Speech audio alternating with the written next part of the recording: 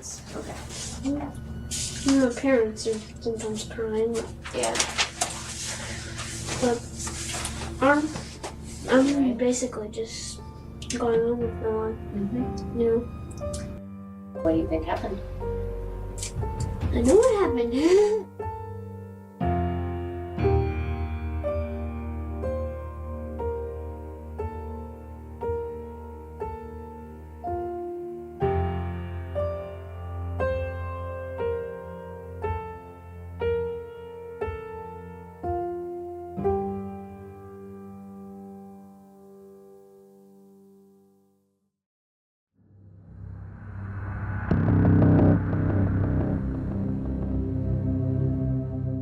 Telluride Police Chief James Kohler was pulling what could be considered the most Colorado-style stakeout of all time. It was January 3rd, 1997, and despite having left the Boulder Police Department 3 years prior, he found himself and a patrol sergeant named Norman Squire skiing down trails behind Jay Olowski, a Ramsey family friend and one of John's business partners in Boulder. Olowski was not considered a suspect, of course, but rather a possible means to an end. That end being to find out where John and Patsy Ramsey actually were. Since their interview on CNN 2 days prior, in which they had told a national audience that they were ready and willing to sit down with police for the first time, they had completely fallen off the investigators' radar. When they still hadn't contacted the Boulder PD on the evening of the 2nd, Detective Nate Vasquez had called Kohler to ask for a favor. They had received word that Olowski was on his way to Telluride for a ski trip, and investigators were wondering if the Ramseys were hiding out with him in Kohler's jurisdiction. Kohler had obliged, bringing Squire and another sergeant by the name of Harry Stevens with him to set up surveillance of the San Sofia Inn, where Olowski had rented a room for the weekend. There, they located a vehicle registered to the man known as Pasta J, and early on the morning of the 3rd, they observed him retrieving ski gear from the car and then heading for the lifts. Kohler and Squire trailed Olowski all morning, while Stevens staked out the hotel to determine if he could spot the coming or going of John and Patsy, as well as to monitor and take notes on radio traffic between the other two investigators. Kohler himself struggled to keep up on the slopes at times, but Squire was able to close in on Olowski on several occasions, and at one point he managed to get close enough to eavesdrop on one of the man's cell phone calls. According to Kohler in Foreign Faction, Squire thought he heard Olowski expressing his sympathy to the party on the other end of the conversation and telling them to enjoy his house. And this led the Telluride cops to suspect that the Ramseys were in fact not on the mountain, something they'd thought improbable from the start, but that they may very well be staying in Olowski's Boulder home. Investigators soon confirmed that to be the case, and shortly thereafter they discovered that while the Ramseys had been quiet, they had not been idle. Since the early hours of the investigation, they had been building a complicated, robust, and surely very expensive team of their own. In addition to those joining the case in January, he'd already retained the services of Brian Morgan and his partners Hal Haddon and Lee Foreman, all experienced trial lawyers with deep connections to the Denver and Boulder legal systems. And they were beyond good. And you know who else is beyond good at protecting your privacy? The sponsor for today's video, Delete Me. Delete Me is a service that we've been working with for a good while now, and that's because we think they're valuable. You know, what you may not realize is that anytime you sign a form online to sign up for, a mailing list or a free trial or even social media, your data can and very often does end up being sold. When I used to work in marketing, we had a saying, which was, if the product is free, it's because you are the product. And that is as true now as it was 20 years ago. I've experienced this firsthand working in marketing because I used to receive lists of people's addresses, their phone numbers, their names, and it was my job to assign them to mailing lists. Now, of course, that is simply the most innocuous way your data can be used, just being sold to legitimate companies who want to try and sell you something, but there are more nefarious uses. People can obtain your data to stalk you, to try and steal your identity, and all other sorts of nefarious means. Delete Me helps you avoid falling victim to these predators and, marketing agencies by going on to all of the data brokerage sites they can find and taking down your stuff. You see, what most people don't know is that it's not that easy to remove your data from the internet, nor is it that easy to keep it from showing back up again. So when you sign up for Delete Me, you give them the information you don't want to appear online, and then a team of real people goes and files takedown requests. And because those takedown requests are only legally binding one time each, Delete Me continues to file them every single time your data pops up again. and they have an algorithm that continuously runs to track down that data so they can remove it. So, if you would like to start protecting your data from online miscreants, you can get 20% off Delete Me consumer plans when you go to joindeleteme.com/lorelodge and use code LORELODGE at checkout. Once again, that is joindeleteme.com/lorelodge and use code LORELODGE at checkout to get 20% off all Delete Me consumer plans.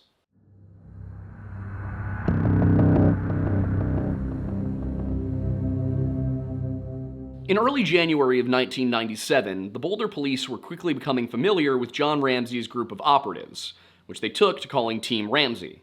Of particular interest was Brian Morgan, a personal friend of Deputy DA Pete Hofstrom, and well known for his role in the acquittal of accused murderer Lee Lindsley in 1980. And in order to understand the magnitude of how good a defense attorney Morgan was, it's worth going over that case in brief. In 1979, 31-year-old Lee Lindsley was charged with first-degree murder in the shooting death of her husband, 31-year-old ICU pediatrician Dr. Felix Warren Lindsley. Lee pled not guilty, telling the jury that she and her husband were victims of a home intrusion that turned deadly.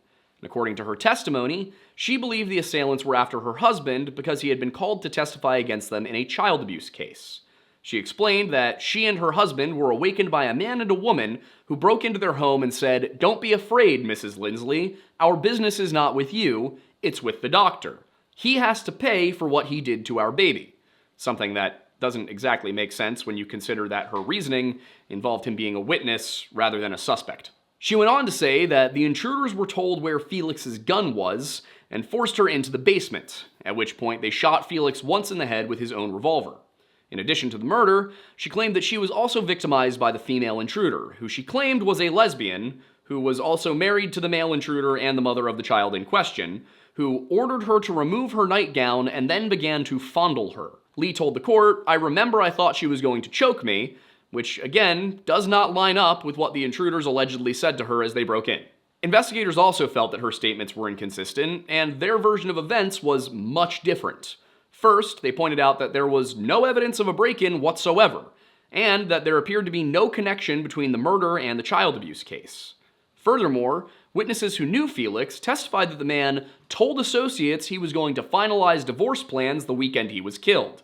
And to make matters worse, Arapahoe County Coroner John Wood told the court that traces of a sleeping pill were found in the victim's bladder during an autopsy, which the prosecution argued Lee had crushed up and put into an Irish coffee that Morgan himself acknowledged Felix had consumed on the night of the attack. In the prosecution's opinion, Lee had drugged her soon-to-be ex-husband, shot him with his own gun as he slept, and then concocted the story of the break-in to cover her tracks.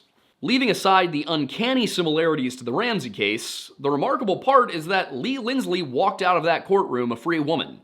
She never identified a culprit, never produced evidence of an intruder, never explained why two people intent on committing such a crime would not bring a weapon with them, and her provided motive didn't match up with her story in any comprehensible way. Yet in spite of the evidence against her account being anything approaching the truth, the jury found her not guilty. As a result, she was able to leave Colorado and start a new life in a new place. Specifically, she moved to Atlanta, where she taught at the elementary school attended by the older children of John Ramsey. Leaving the connections aside, Brian Morgan was just that good, and he wasn't going to be working alone. Since arriving back in Boulder, John had also hired Denver area attorney Patrick Burke to represent Patsy, and they brought University of Colorado law professor Pat Furman in to consult. He also hired an ace attorney by the name of Jim Jenkins to represent family members still living in Georgia. John then supplemented the Ramsey legal team by obtaining the private investigation services of Ellis Armstead in Denver and former FBI profiler John Douglas, author of the famous profiling book Mindhunter, and the inspiration for the characters of Gideon and Rossi in the CBS Paramount crime series Criminal Minds. Finally, John rounded it all out by hiring Pat Corton out of Washington, D.C. to handle any public relations work that might be required. And as it turned out, Corton's skills were very quickly put to use. One of the first bitter tastes of their new media spinning strategy came on the first Sunday of January, writes Detective Steve Thomas, when Pat Corton, their PR man, used the dignified surroundings of St. John's Church in Boulder for a photo op. According to Lawrence Schiller, citing a statement made by Boulder journalist Nikki Hayden, the service on Sunday, January 5th, involved a husky-voiced Father Haverstock telling the congregation that there had been a lot of unkind talk on the radio, and how he wanted them to know that the Ramseys had nothing to do with the death of their daughter. And as the service wound down, he asked the congregation to form a corridor along the path outside of the front door of the church to show support for the Ramseys as they exited. Typically, they would have left through the east side exit of the church, but instead, John and Patsy walked out through the front doors and straight into waiting press cameras. Hayden later remarked that what happened at St. John's that Sunday was clearly orchestrated, and she was right. The entire scene had been designed by Corton the day prior. Meanwhile, at Boulder Police Headquarters, Commander Eller was on the warpath. On January 5, 1997, Detective Steve Thomas, Jane Harmer, Ron Gosage, Tom Trujillo, and their Sergeant Larry Mason had just returned from a fact-finding excursion to Atlanta. As they walked into Boulder Police Headquarters, Commander John Eller ordered the squad's leader to join him in the upstairs office of Chief Tom Kobe. Upon entering the office, he found himself face-to-face with both of his commanding officers, an internal affairs sergeant by the name of Robert Thomas, and police union president Greg Perry. And in that moment, he must have known something was very wrong.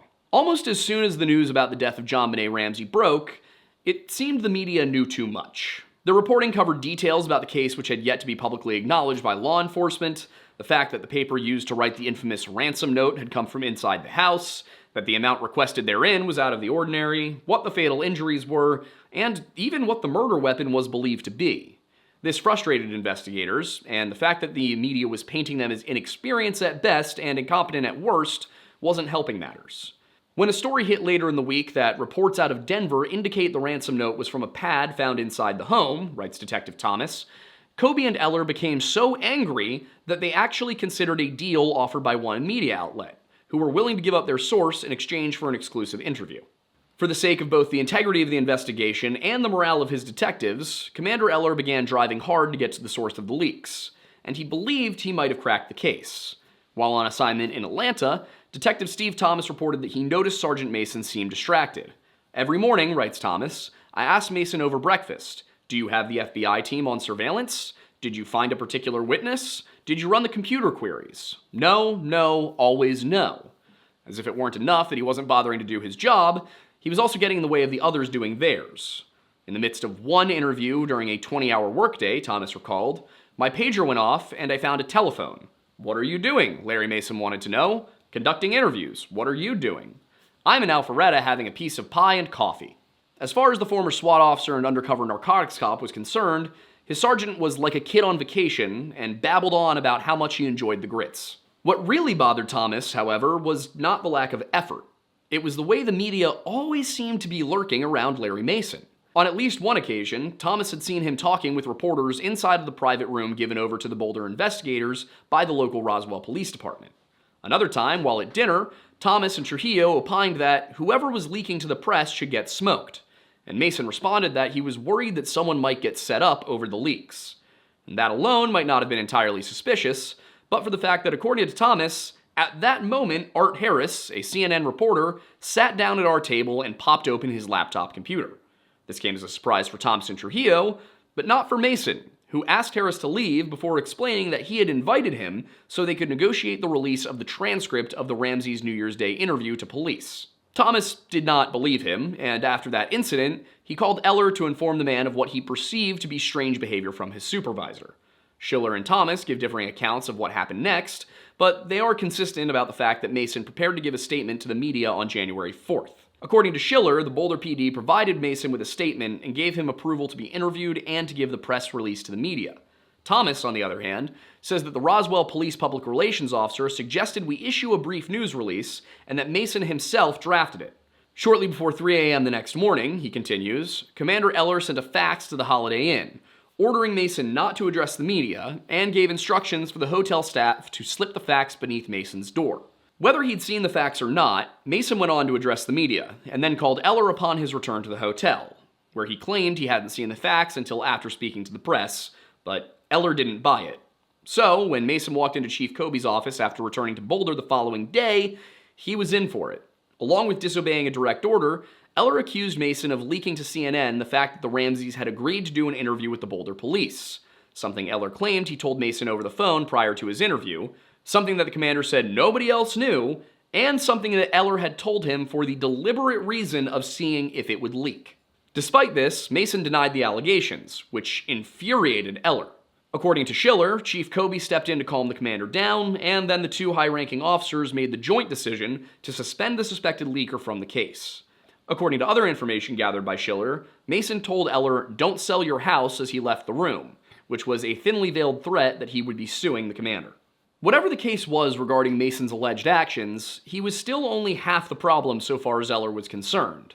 There was more than one leak in the boat, and the veteran detective was of the opinion that the other was coming from the DA's office. It seems that the original suspicion stemmed from a specific phrase that Deputy DA Hofstrom had used during an argument several days earlier, which had then surfaced in both the language of the Ramsey attorneys and the press. You see, prior to the funeral, a disagreement over whether or not the remains of the victim should be held for further investigation led Hofstrom to accuse Eller of attempting to ransom the body. And that made the veteran detective very suspicious of his ostensible allies in the DA's office.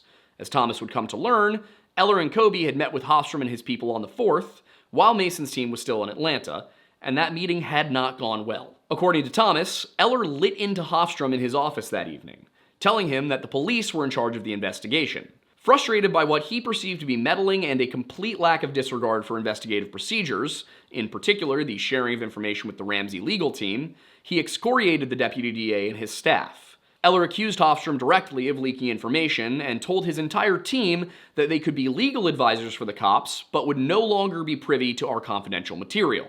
Finally, and once again with Chief Kobe's blessing, Eller removed the DA's office from the investigation entirely. Hofstrom then left in a huff, angrily telling the police not to ask them back into the investigation because they wouldn't be coming. Eller didn't mind because, as far as he was concerned, it was obvious that the deputy DA was feeding sensitive case details to the very people considered the prime suspects. That title, however, was something of an issue in and of itself. While the FBI had immediately, on the very afternoon that JonBenét's body was discovered, told the Boulder police to look at the parents as suspects, the DA's office was inexplicably hesitant to treat them as such. Hofstrom had given every possible concession, insisting that the Ramseys be treated with the utmost grace, keeping their lawyers informed, obstructing police efforts to obtain warrants, and even submitting orders to not test evidence on behalf of the Ramsey attorneys. So Eller was happy to have a hole plugged, even if it meant pissing off Hofstrom, who in the heat of the moment must have forgotten that he'd left his pager behind on the table. Just moments later it buzzed, and the screen lit up with a number. It was Brian Morgan.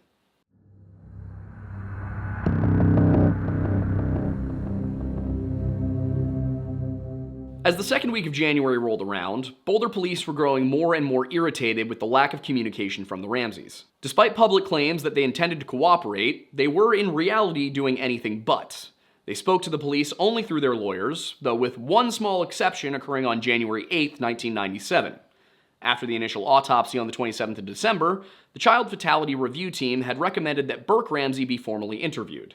And for once, the Ramsey lawyers could do nothing to stop it. Kohler presumes that the Ramseys' capitulation on this move had something to do with the DSS protocols that required the removal of siblings from the home in the event of a child's death. And therefore, John and Patsy may have allowed it because they didn't want to give up temporary custody of their son to the Department of Social Services. While it was a welcome development in the case, it still wasn't a complete victory for the investigators. The Ramseys managed to negotiate a situation in which no law enforcement personnel would be allowed into the room. Instead, Dr. Susan Bernhard, a child psychologist, would conduct the interview one-on-one.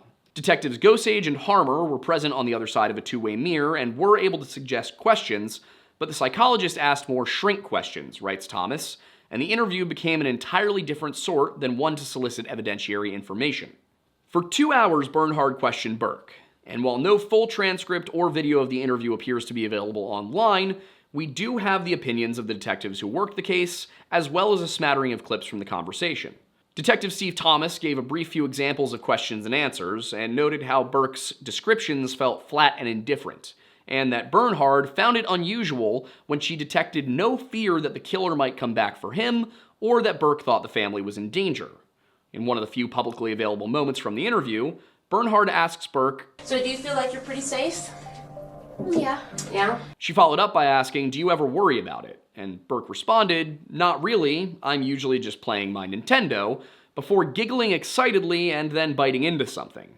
It struck James Kohler as odd that he would feel so safe about his circumstances following the death of his sister, considering that he was probably 30 feet down the hall from her bedroom when an intruder silently crept into his home and snatched his sister from her own bed and proceeded to harm her in unimaginably cruel ways.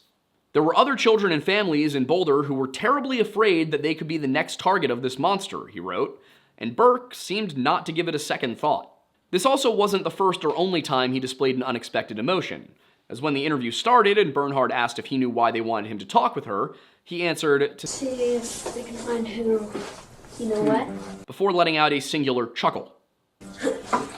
Bernhard also asked if he was going to school, to which Burke responded that he wasn't because the family was trying to stay away from the press. Smiling, he told her, "My friends say that after school there's all these media people waiting there," before acting out his perception of a journalist hounding someone for a scoop. Many people waiting there going, Hello. Did you see Burke in class today? no, I did not. I think he was absent. Oh, thanks. He looks jubilant throughout this entire interaction. Asked what his parents had told him about JonBenét's death, he remarked, I just, when I got there to the house where the kind of funeral type thing, my dad said, JonBenét's in heaven now. Just got burst into tears. Not bad. He sounds shockingly indifferent in that clip, and when Bernhard asked how he felt about her death just 2 weeks after it occurred, he told the psychologist, I kind of forget about it because I'm just going. You're just playing your video games all the time. Go. The same affect was present at a different stage in the conversation, when Bernhard asked if things had changed in his life since the incident. He mentioned how the police had the house blocked off, and when asked about him and his parents, said, My parents are sometimes crying. with something of a mocking tone. And for his part, he offered, I'm basically just going on with my life, you know? During another portion, Bernhard asked Burke to draw a picture of his family while he told her a little bit about them. He first drew his father, then his mother, and finally, after being asked, "Is there anyone else in your family you'd want to draw?" he giggled and excitedly said, "Me." Bernhard didn't prod any further, but everyone noticed that he never drew JonBenét into the picture. When asked about his sister at a different point in the conversation, Burke answered that he remembered her as being nice, only to add that sometimes she bugged me, citing occasions where she'd tickled him or rummaged through his desk to find candy and baseball cards. And this echoed a statement from his brief December 26 interview with Detective Patterson, in which he said that he and JonBenét sometimes argued over his not wanting her to play video games because the music annoyed him. Now, Burke never once asked about JonBenét during that interview, and at one point, Detective Patterson had to stop the conversation so that he could wait for Burke to finish a sandwich. Here was a police detective asking him about the disappearance of his sister, writes Kohler, and he was so engrossed in the act of eating that he couldn't articulate his words with a mouthful of food. Burke had concluded that discussion not with any remarks about his missing sister, but rather his excitement about going to Charlevoix. And according to Kohler, the anticipation of being able to build a fire at the family's second home apparently held some appeal to him. Perhaps the most disconcerting moment in either of the interviews, however, came when Bernhard asked Burke, "So what do you think happened?"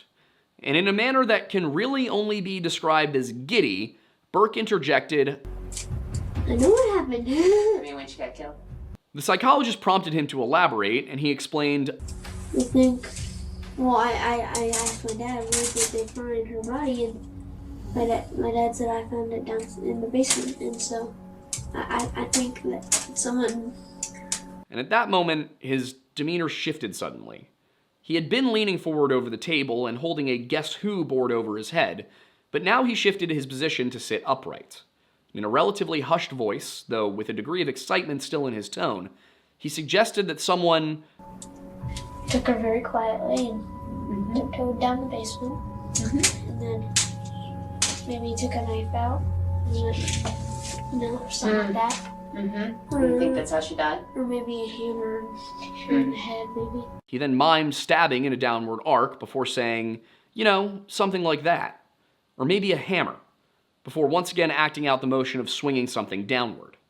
As James Kohler notes in Foreign Faction, Burke was replicating exactly the type of an over-the-arm blow that would have been responsible for the head injury sustained by JonBenét. All of this was troubling to police, especially in light of the comments made several days earlier by the parent of one of Burke's classmates. Marianne Kempfer and her son Anthony had accompanied the Ramseys to Atlanta so that Burke could have somebody his own age there with him. And Kempfer revealed something very disconcerting during an interview with police upon her return to Boulder on January 2nd. She told investigators that her son had recalled to her how Burke acted like he kind of knew what happened and trusted that people would find out. Keep in mind, this was in late December. Not only that, but it struck the 9-year-old Anthony that Burke was not acting upset and indicated that he was not scared. And the child told police directly that he never saw Burke cry during their stay in Atlanta. The one time he did show emotion was at the burial, when he walked over to JonBenét's casket and gently patted it. And that was all she could recall. As it turned out, Kempfer soon discovered that she was not the only one who noticed Burke's strange behavior surrounding the death of his sister. Prior to meeting with the police, she had spoken to Susan Stein, a friend of John and Patsy Ramsey, and Stein had brought up similar feelings about Burke's behavior. Kempfer informed police that she was told of a conversation Stein had overheard taking place between Burke and her son Doug, in which the two boys talked about how JonBenét had been strangled. Based on Kempfer's statement, writes Kohler, it appeared that Stein had overheard the boys discussing whether or not manual strangulation had been involved in JonBenét's death. Beyond the morbid details, Stein seemed most disturbed by the impersonal tone of the conversation, and it struck her that the discussion about the details felt like the boys were talking about a TV show. Furthermore, the entire episode was reported to have taken place on the afternoon following the grief counseling session that had been hosted at JonBenét's school on the morning of Saturday, December 28, 1996, meaning that this happened just 2 days after her death. Aside from the bizarre lack of emotion displayed by Burke, it seemed odd that he knew so much about what had happened to his sister, considering the fact that his parents had maintained that they had never spoke to their son about the circumstances surrounding JonBenét's death, and had made every effort to limit his exposure to media coverage. It was possible that he had learned things from friends or classmates, but that wasn't the part that struck investigators as odd. Kohler later wrote that he found it noteworthy that Burke never once mentioned the fact that he knew that JonBenét had been strangled during his conversation with Dr. Bernhard, even though he clearly knew about it, and the fact that it was common knowledge by the time of that interview. And if he was aware of the head injury and the strangulation, it seems strange that he told Bernhard that he thought she might have been stabbed, when that was one of the few things the media reported didn't happen. There were troubling questions, writes Kohler, and I wondered whether Burke deliberately misled Dr. Bernhard regarding the exact knowledge he had of the circumstances surrounding his sister's death, and why he would feel the need to do so.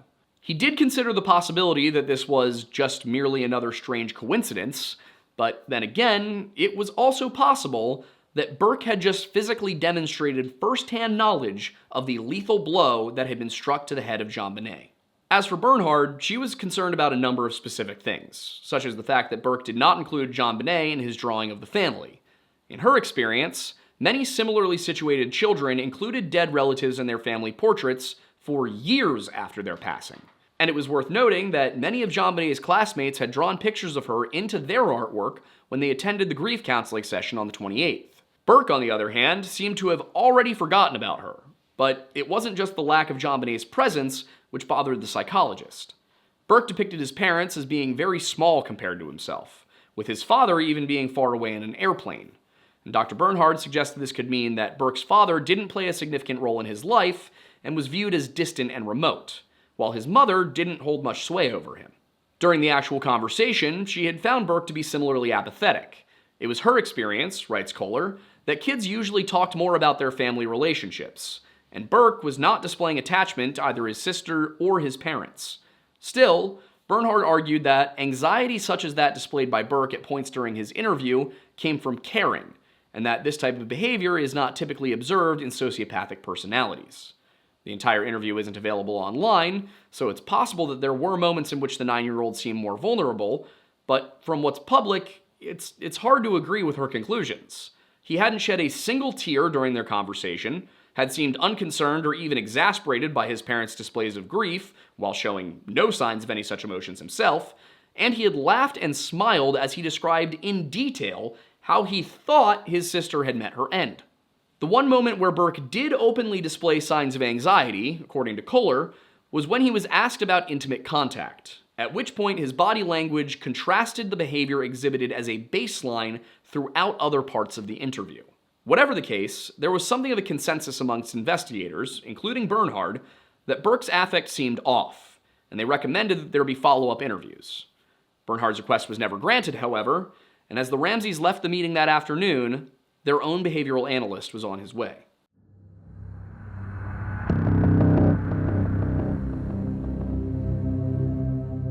On Monday, January 6, 1997, John Douglas was in Provo, Utah. The former FBI profiler was preparing for a training seminar when a voicemail message from private investigator H. Ellis Armstead caught his attention. The PI explained that he had been hired by the Ramsey family, and he wanted to know if Douglas would be interested in consulting on the case.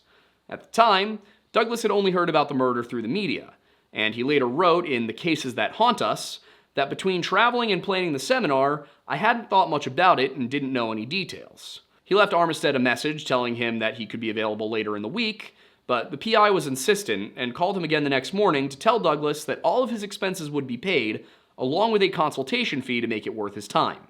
He opted to consider it. Later that night, the profiler received a call from Lee Foreman of the Ramsey attorney team, who further explained what they were looking for in a consultant. Potentially due to existing rumors in the media, such as one sent in to Sergeant Mason by Daily Camera reporter Ali Krupski while the Boulder detectives were in Atlanta, the lawyer made a point of expressing that he had researched pedophiles and determined that John Ramsey did not fit the profile. And if I understand Douglas's writing correctly, Foreman's reasoning for this conclusion was that John was successful in business, financially well off, and married to a former beauty queen. You know, like that guy with the island and the flight logs. Douglas was not exactly swayed by Foreman's analysis, and wrote that it seemed clear to me that he was looking for someone objective to come up with the same analysis and evaluation. Still, Douglas agreed to take on the case, on the understanding that his analysis would be completely independent and that he would not be influenced by his clients. He would give his report to them verbally, and while he would be willing to produce a written one, they should be aware that it could be subpoenaed should they elect to take that route. He would not reveal any privileged information they might give him, but he reserved the right to comment on public information if he was asked about it. And he didn't say it at the time, but he was well aware that the statistics heavily implied that one or both parents were responsible, and that he may very well come to that conclusion. Foreman agreed to the terms, and Douglas flew to Denver on January 8th to be briefed on the situation. When he arrived, his first stop was the law offices of Brian Morgan and his associates. Meeting in a glass room they called the Bubble, he prefaced the conversation by gently telling them that he felt it was entirely too early to assume that they were dealing with a child predator. He explained that there were differences between preferential and situational offenders, and noted how they would not have the autopsy reports, crime scene photos, and toxicology results, all of which he routinely used in making a determination about the type of offender. Douglas was also very blunt about how things looked for their clients, and how it looked was not good. Whether the information I'd seen was fact or fiction or a combination of both, he writes, the perception of the general public seemed to be that the Ramseys were responsible. In particular, he was under the impression that the Ramseys had never cooperated with the police, which he said sounded problematic. And the attorneys were quick to contradict this, saying that the Ramseys had been very cooperative with the police since day one. This, of course, could not have been further from the truth. To this point, the Ramseys had yet to be formally interviewed despite their claims of willingness to cooperate, and had only come to the table when threatened by the Department of Social Services. Even then, they had blocked the police from directly asking Burke any questions during his interview, deliberately preventing them from learning anything from one of the only people known to be in the home on the night of the tragedy. Douglas likely didn't know that, since it had literally just happened that morning, but that doesn't change the fact that they lied to his face before continuing on with their version of the story. According to Morgan and Foreman, both of whom were intimately familiar with the details of the case, the police had searched the house along with some of John and Patsy Ramsey's friends, but did not locate the victim. It was only after a friend of theirs had suggested getting John to search the house with a neighbor to keep him occupied that John and his friend Fleet White searched the house, ending up at a 10-foot square wine cellar used for storage. They told him that White had noticed a window in the basement was broken and that glass fragments were on the floor, and how Ramsey remarked at the time that he was responsible for the broken window because he had locked himself out on several occasions and had broken the basement window to get access. According to them, a window well outside was covered by a grate, and you would have to know about that broken window underneath to gain entry from that point. Then they told him about the moment when John had gone into the wine cellar before screaming, "Oh, my Davy." In his book, Douglas remarks that, as you can see, there were even some minor discrepancies in the attorney's version of events, attributing it to the ostensible fact that the story was still being pieced together. Some such examples of those discrepancies would be the fact that Fleet White found a single kernel of broken glass, not glass fragments, that it was an officer who told John he should search the house, and that Fleet had actually found the glass earlier that morning. The really important point, however, was John's discovery of the body. From our experience with staged domestic homicides, that is, murders committed by a family member and made to look like something else, he writes, the killer will generally maneuver and manipulate to have someone else find the body. It is much easier for him to react and to maintain some distance from the crime. Because of this, the fact that John Ramsey was the one who found his daughter aroused Douglas's attention. In a stage scene, he would expect that Ramsey would have maneuvered Fleet into finding JonBenét himself, but that wasn't what happened. I was then told that when JonBenét was found, a blanket was wrapped around her torso, he continues, remarking how it was interesting that it was wrapped just around her torso. According to Douglas, the way a body is left often tells us a lot about the relationship between the victim and the offender. When there is no relationship between these individuals, there is usually a bare minimum of care put into the disposal of the body. But when the victim is someone that the perpetrator has an emotional connection to, there is some demonstration of remorse. In JonBenét's case, he felt that she was covered more for the sake of convenience than any kind of protection or nurturing instinct. And that was a point against familial staging. What he didn't know, but Morgan and Foreman certainly did, was that JonBenét wasn't just found wrapped in a blanket. Her favorite pink nightgown had been placed beside her, something that was mentioned in the facts list of questions sent over by Linda Arndt a week prior. After he was told about the rope around her neck and how John had ripped the duct tape from her mouth and attempted to untie her wrist ligatures, he questioned the idea of staging further. Why would he unstage the scene before police ever got the chance to see it? As the conversation progressed, he came to believe that his true purpose was not to help them find a perpetrator outside of the home, but to determine whether or not their client was guilty. While he couldn't yet form an opinion on that, he was already beginning to build the profile of the killer. Morgan and Foreman informed him of the more grisly details of the crime, such as the vaginal bleeding, suspected male bodily fluids, and the causes of death as they were understood at the time. Based on the last of those, he surmised that they would eventually find that the mystery fluid was not semen. Instead, he was of the opinion that anyone who could kill with that degree of force and aggression would not spend his time on traditional intercourse. He might, however, use other means, such as fingers or objects, to demonstrate his control and contempt. Assuming Douglas is presenting all of this in chronological order, the lawyers then told him that the Ramseys had taken part in a 2-hour-plus preliminary interview and that their 9-year-old son had been interviewed by police without his parents' knowledge or consent. Once again, this was not true, at least not the without knowledge part, and the Ramseys were only compelled to allow an interview with Burke because that was the standard practice in any case of this kind. And of course, there simply hadn't been a 2-hour-plus preliminary interview. That was completely fabricated. Morgan and Foreman then lied again, telling Douglas that the boy did not really understand what had happened or that he would not be able to see his sister again. As we established in the previous chapter, Burke was fully aware of the situation, he just didn't seem to give a shit. One of the few true statements they appear to have made during that discussion came towards the end, when they told Douglas that the Ramseys had willingly given whatever blood, hair, and handwriting samples the police had asked for. But it doesn't appear that they mentioned the part where John Ramsey tried to flee the state with his family within the very first hour after his daughter was found lifeless in the basement. Later that evening, Douglas accompanied Morgan and Armistead to the Ramsey family home at 755 15th Street in Boulder. He noted that the neighborhood looked upscale and prosperous, and was the type local police would take care to watch over, and where the only kind of serious crime you'd routinely expect would be breaking and entering for cash, jewelry, and other valuables.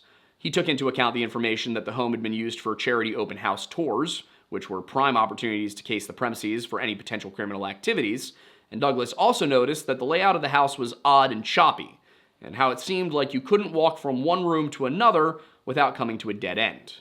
Coming to the spiral staircase where Patsy claimed she found the ransom note, he felt that someone would need some agility to carry a large package or something the size of a 6-year-old up or even down those stairs.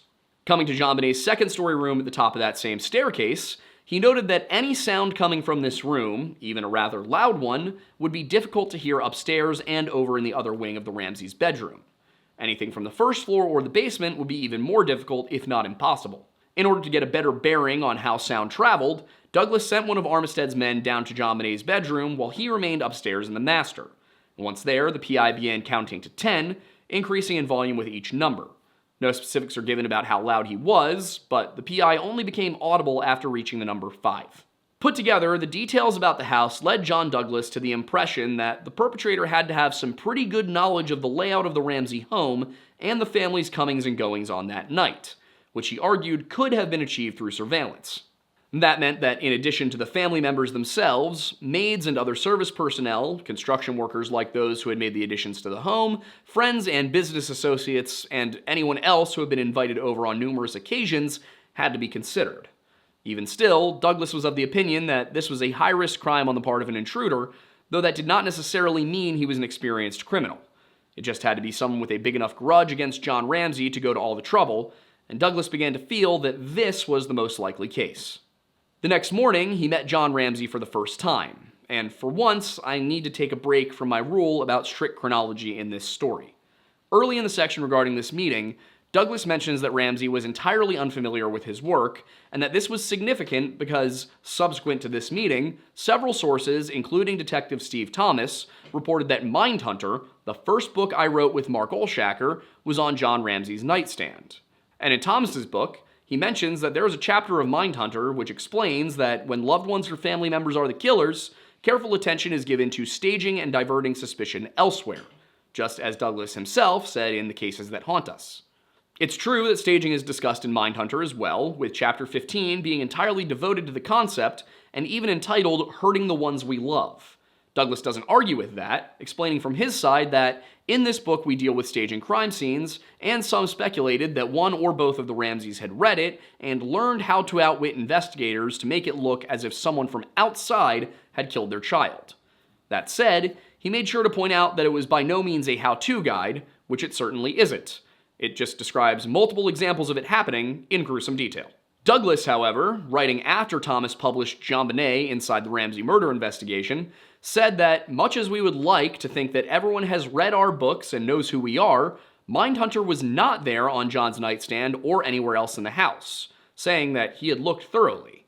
Noting that the book was also not on the long police list of items removed from the home, he dismisses this issue as just one small example of the mountain of erroneous information that has come out about this case.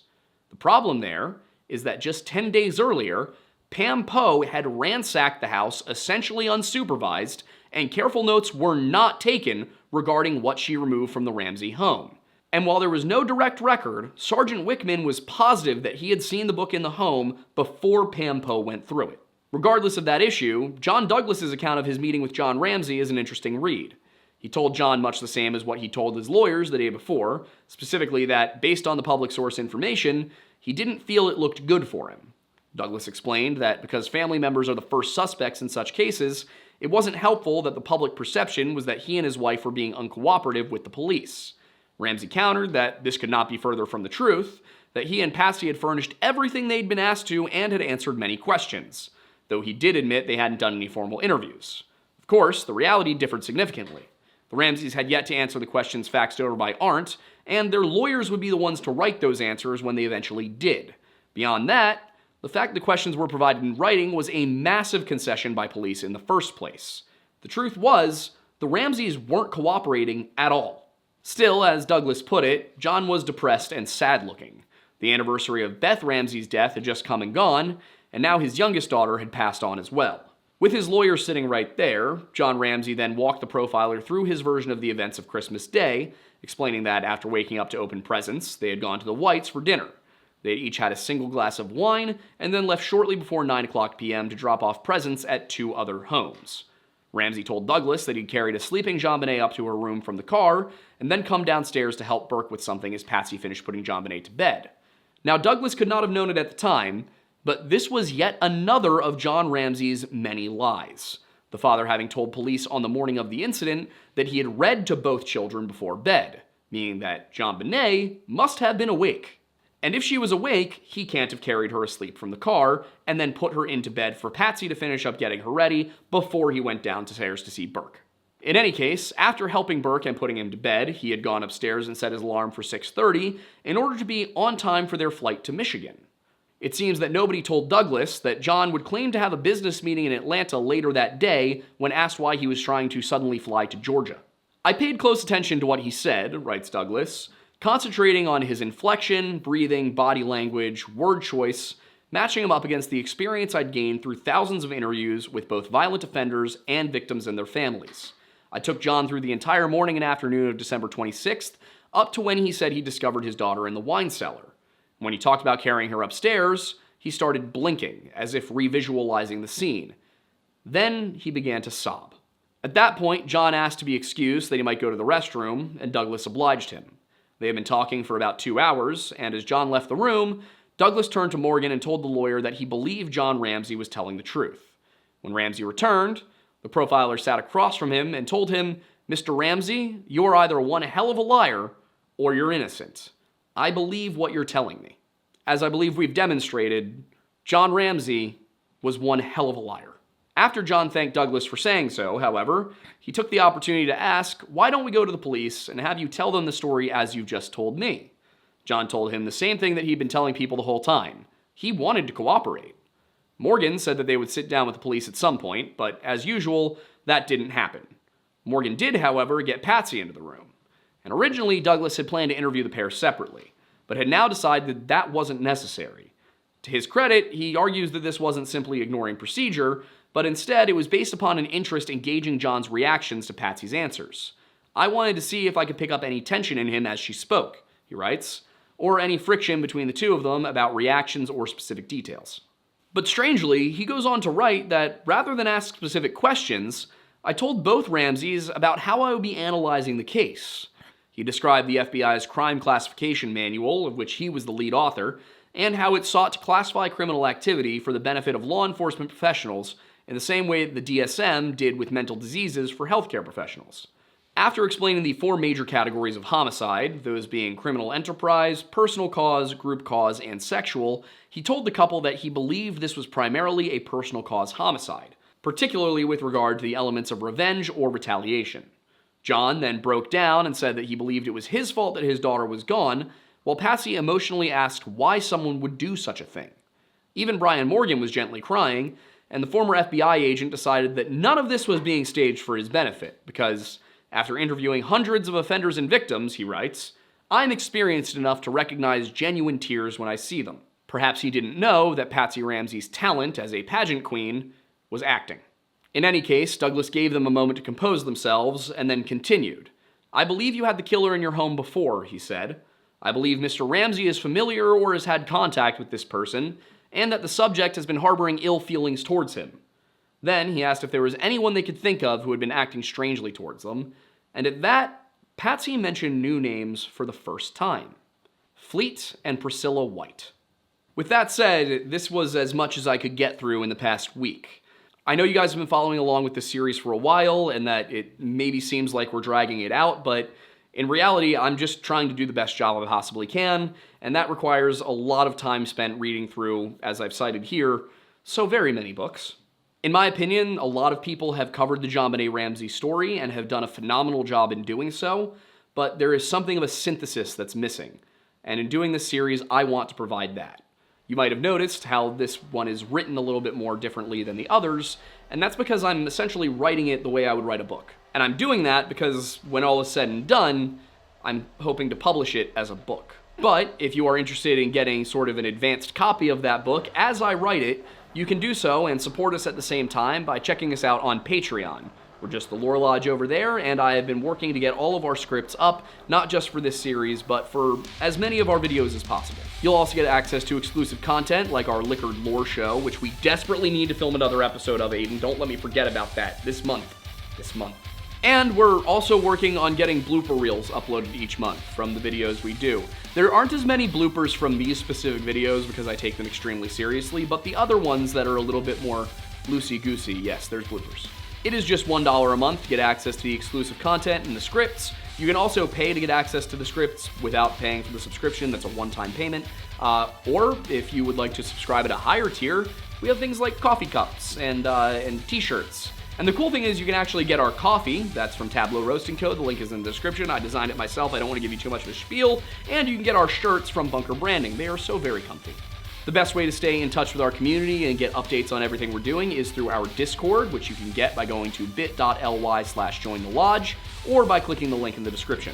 We also have our live show, which is on Monday nights at 7 p.m. Eastern, unless it's not, and we tell you if it's not. And both the live show and now this show are on Spotify and Apple and everything else. We also have our other shows, The Weird Bible, as well as History Unhinged, our new show with Stephen Bell of Takuyi and History of Everything, which is exactly what it sounds like. If you've seen the Unsubscribed podcast, think that, but all history. And if you're catching this show on the day it releases, that being a Friday afternoon, then you can catch me live tonight, most likely, playing a video game with my buddies on my personal channel, which is youtube.com/@theaidenmattis. Last but not least, we would like to thank Delete Me once again for sponsoring this video. If you'd like to get 20% off all US consumer plans, you can head over to joindeleteme.com/lorelodge and use code lorelodge at checkout. Without anything else to say, I'm Aiden Mattis, and thanks for stopping by the Lore Lodge.